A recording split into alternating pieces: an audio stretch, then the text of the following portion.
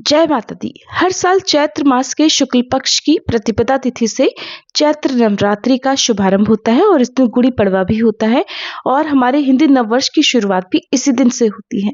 आइए जानते हैं साल 2026 में चैत्र नवरात्रि कब से प्रारंभ होगी, कब समाप्त होगी, अष्टमी और नवमी तिथि कब रहेंगी और नवरात्रि की सरल पूजा विधि के बारे में भी।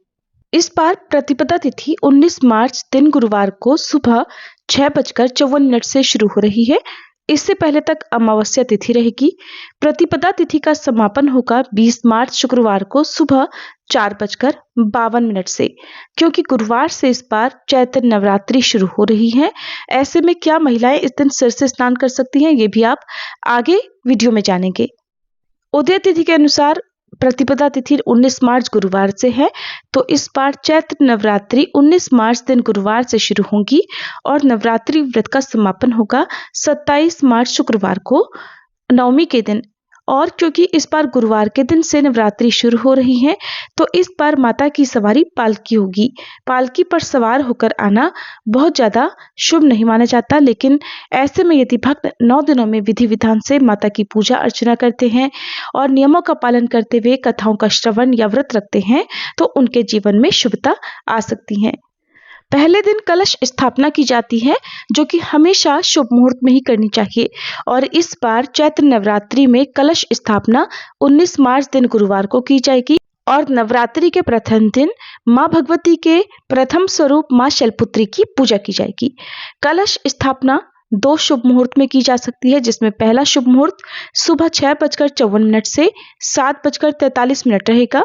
दूसरा मुहूर्त रहेगा अभिजीत मुहूर्त, जो कि दोपहर 12:10 से 12:58 रहेगा।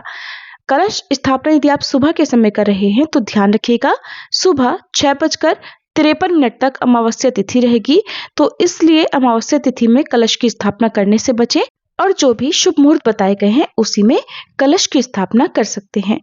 क्योंकि गुरुवार से नवरात्रि शुरू हो रही है, ऐसे में कुछ नियम ऐसे हैं जो महिलाओं को पालन करने होते हैं।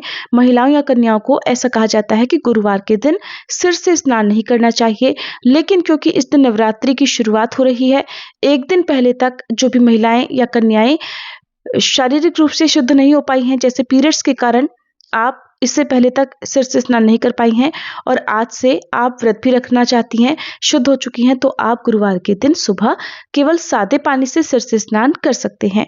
अगर संभव हो तो किसी पवित्र नदी के जल में डुबकी जरूर लगाएं, क्योंकि इस दिन अमावस्या का स्नान भी होगा।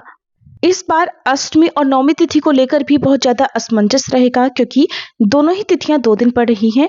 ऐसे में इस समय जो जानकारी मिल रही है उसके अनुसार अष्टमी और नवमी की पूजा एक ही दिन की जा सकती है, यानी कि 26 मार्च दिन गुरुवार को, क्योंकि अष्टमी तिथि सुबह 11:49 तक रहेगी। इसके बाद में नवमी तिथि प्रारंभ होगी और अगर पंचांग के अनुसार बात करें तो नवमी तिथि 27 मार्च शुक्रवार को सुबह 10:07 तक रहेगी।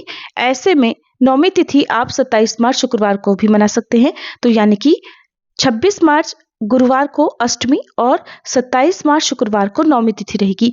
कभी कभी लोग क्षेत्र के अनुसार अष्टमी और नवमी तिथि अलग अलग दिन में मना लेते हैं। ऐसे में आने वाले समय में जब भी अष्टमी और नवमी मनाई जाएगी उसकी सही जानकारी आपको समय पर दी जाएगी। अभी तक प्राप्त जानकारी आपको हिंदी पंचांग के अनुसार दी गई है। नवरात्रि के पहले दिन कलश की स्थापना करके व्रत का शुभारंभ किया जाता है और मान्यताओं के अनुसार अष्टमी को कन्या पूजन करके, तो कुछ जगह पर नवमी के दिन कन्या पूजन करके फिर नवरात्रि व्रत पूर्ण हो जाते हैं, नवरात्रि व्रत का समापन हो जाता है और अगले दिन कलश विसर्जन और दुर्गा विसर्जन करके भक्त अन्न ग्रहण करके अपना उपवास खोलते हैं। ये थी आज की वीडियो। जानकारी अच्छी लगी हो तो वीडियो को लाइक करके कमेंट बॉक्स में जय माता दी जरूर लिखिएगा।